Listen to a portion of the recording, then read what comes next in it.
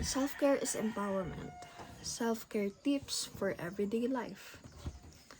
So what is self-care? So self-care means taking time to care for your body, mind, and emotions.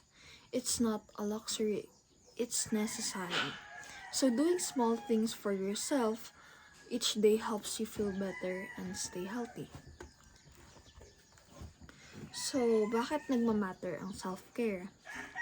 Una, you prevent or manage chronic conditions. You stay healthier. You boost your immune system. So tip number 1, get enough sleep. So aim for 7 to 9 hours of sleep so you can stay healthy, alert, and energized.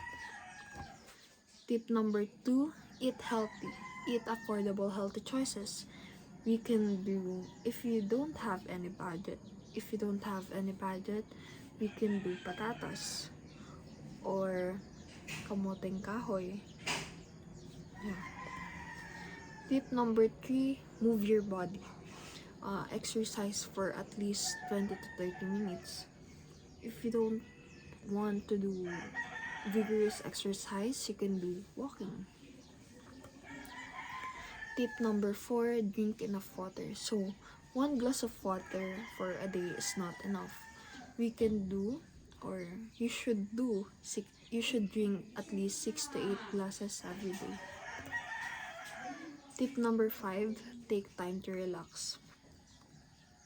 Relaxing is not about being lazy. It's important. Rest is important.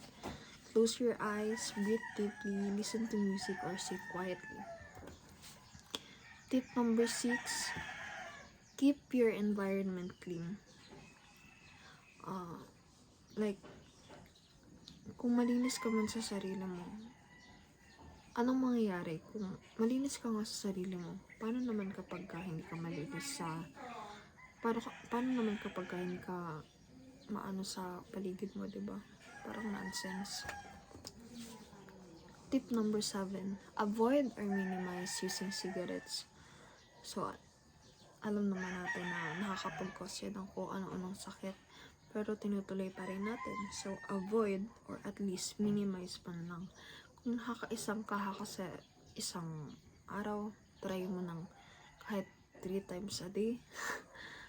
Basta mabawasan lang yung pag-sisigarilyo mo. Or if you can try, avoid na lang. Kasi alam naman natin na mas marami yung complications in the future. Yan, self-care is empowerment.